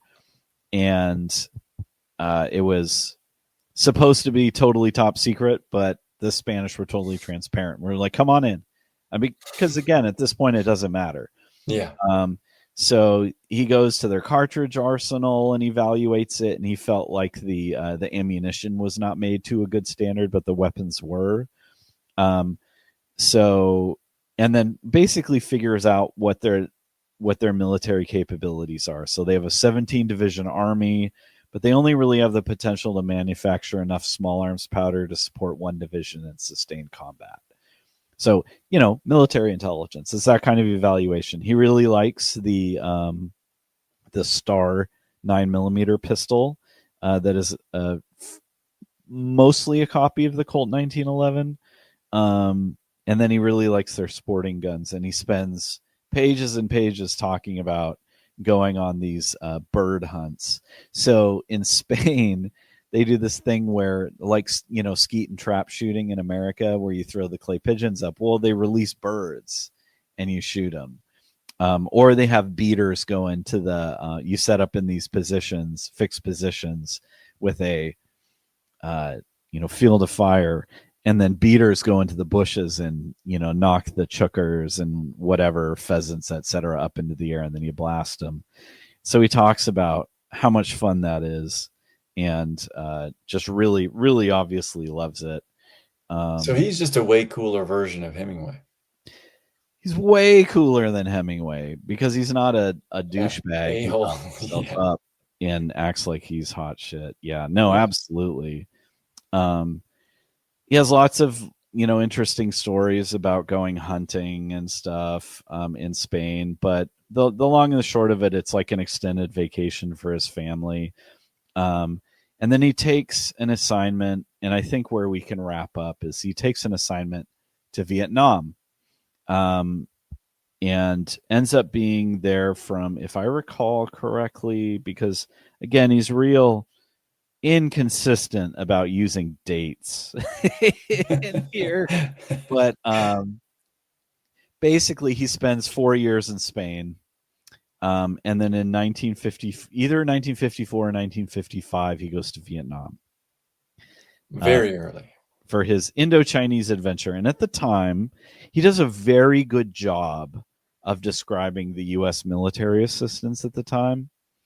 And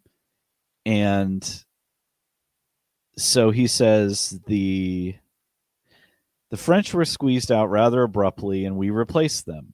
The Vietnamese army had 10 minuscule divisions. They were organized into 5,000-man groups about the size of a U.S. Army brigade. The divisions were extremely light in the sense that about all they had were rifles, the BAR, light machine guns, and 105 millimeter light artillery. There was 1 battalion of paratroopers. So he is made, as soon as he lands in Tansanut Airport, he reports to General Bergquist, who's in charge of the whole operation there. And he only has, there were 600 officers and men in the combined division of American soldiers supporting, and they have a full lieutenant general there in charge of it. So he's supposed to command an army, and he only has 600 troops. So he's put in charge of as chief instructor of firearms for the entire Vietnamese army. Because again, this is military assistance. This is not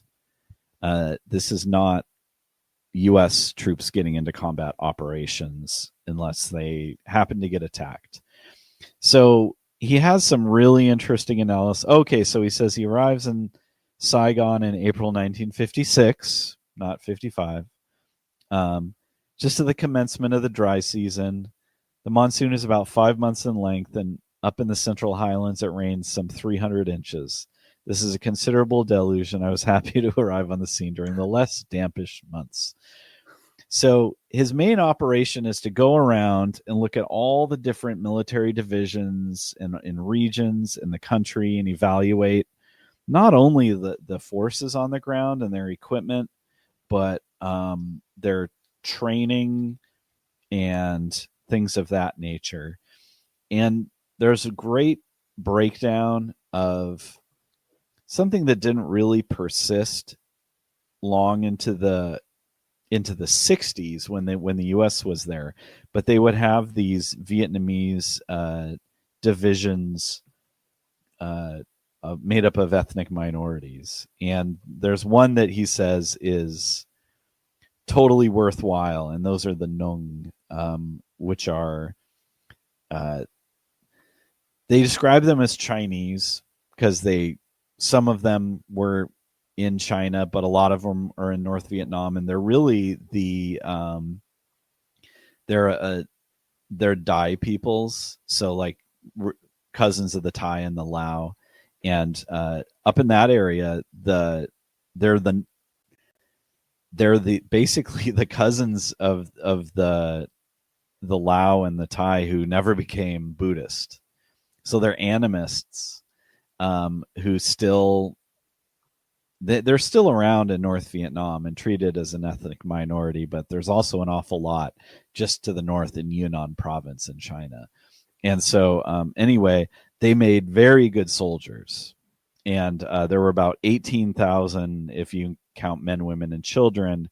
And they made an entire division of the Vietnamese army because they had elected to join South Vietnam rather than be under the communists, because they had been fighting against the communists in North China and Vietnam. Well, yeah, and mostly in Vietnam, especially at the time, because their clan, because they're on a more of a tribal clan based system, and so if your clan leader picks a side, that's what your side is. And that's just like the Hmong in Laos also, where the Vong tribe allied with the French, and then the royal government, and then the Americans. So it's kind of interesting, but it describes his experience, logistically setting these things up. And, the challenges they have, like if you're issuing M1 Garand rifles to the average trooper was 110 pounds and 5'2", and they were expecting them to tote a rifle, which was virtually 1/10 the weight of the man and, 3 feet long, basically. So he starts trimming the stocks, and he finds that it was easier to trim them and for them to operate a shorter rifle, but it didn't make much of a difference percentile wise in their scores. It was just they needed like fundamental training that was very difficult for them because distance shooting just did not suit them.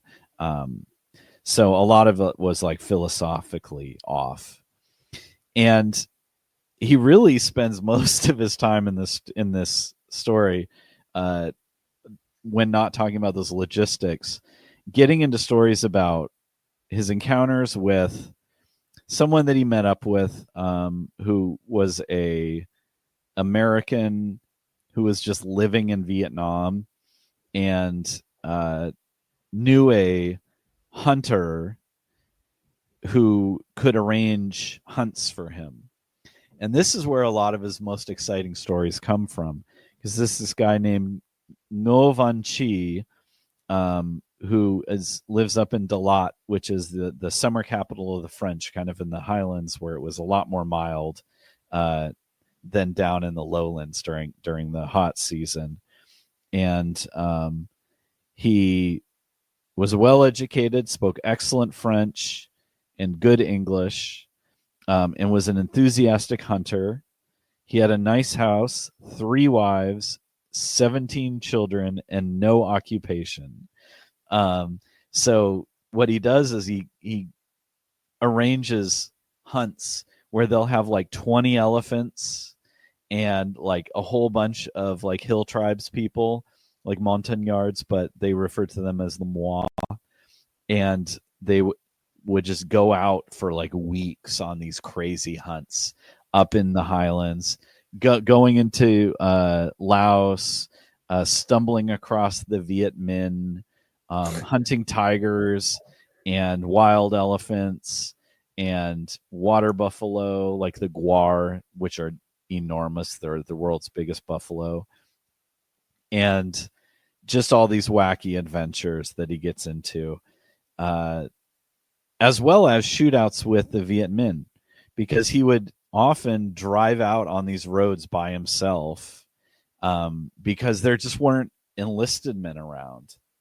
So, and at the time, especially the farther south that you are, like there's not that much combat taking place, except around certain locations. And so he's out there like looking around for Bengal tigers and just wants a trophy. So he's literally spending his time driving around Vietnam with like a hunting rifle in a scabbard, looking for anything that he can go after. He never saw, like occasionally he would see something interesting and like go after him, but he just wouldn't get him. It was mostly on these more organized hunts that he would be able to shoot things, but he never got. I don't think he ever got a tiger, but his buddy George Parker came out after retiring from the army and hunted for like a month in Vietnam. So he's using his assignment to hunt. He has 16 rifles and shotguns with him. They're just hunting weapons for all kinds of stuff. Incredible. Yeah, it's nuts. Eld's deer, banteng, wild boar, muntyak, sambar, and everything save a leopard.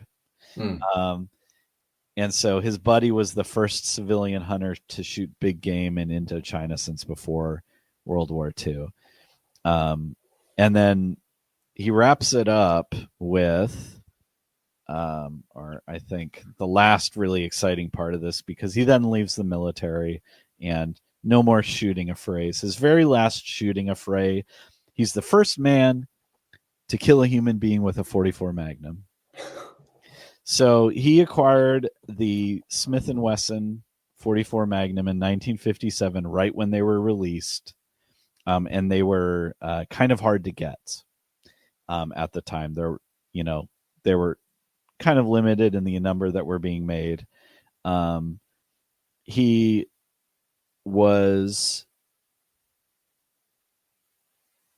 had an encounter with the Viet Minh while he was in Laos while hunting.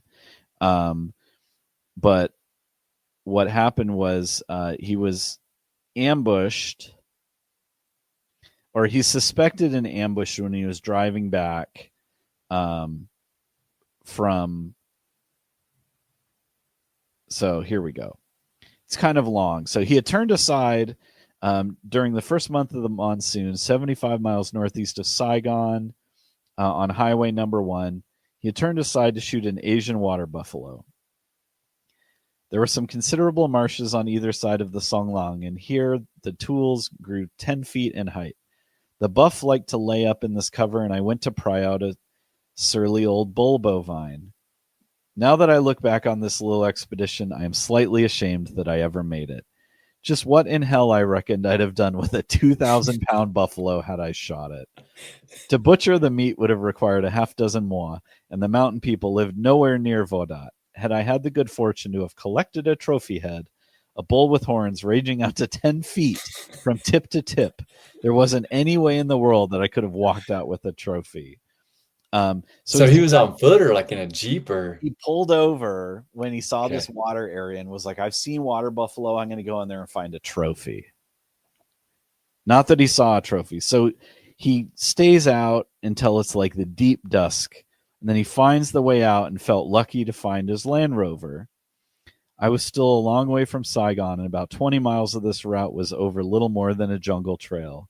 I switched on the headlights, buzzed through town, and was moving as fast as he could. He swung around a sharp turn and leveled off in a straight stretch of the trail, when just above the beam of the headlights I saw a line of some kind stretch across the trail. I knew instantly what it was. We'd had quite a bit of this skullduggery by the Arabs in North Africa during the campaign there. The natives would cut down a length of telephone line and taut it across the road. All vehicles in Tunisia during the fighting traveled at night without lights and with the windshield laid forward. Of course, there were no tops. They had long been discarded. The name of the game was to decapitate the driver. So when I saw the line stretch across my return route, I braked to a halt. I wasn't going more than 15 miles per hour because of the condition of the trail, which was filled with monsoon waters and rutted from my inward passage. What made the trap even more ridiculous was the fact that I had a Land Rover with a fully enclosed body. Had I struck the line, it would have been severed by the body of the truck. I suspected an ambush, so I hit the ground. I had the Savage 358 in hand. I banged off a shot into the jungle at the left of the line and swung over and loosed another into the cover at the right end. There was no response. He gets firing wildly into the jungle. Yep. It was no wire at all, but a jungle vine, a tough one and about a half inch in diameter. So he's like, what the heck?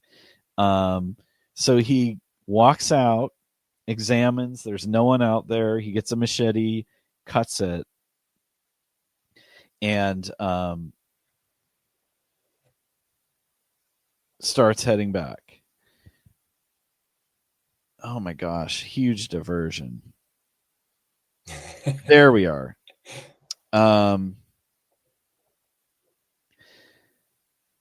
So a little farther down, he sees muzzle flashes, and by the report, he figures that it's a French Mass 49 rifle.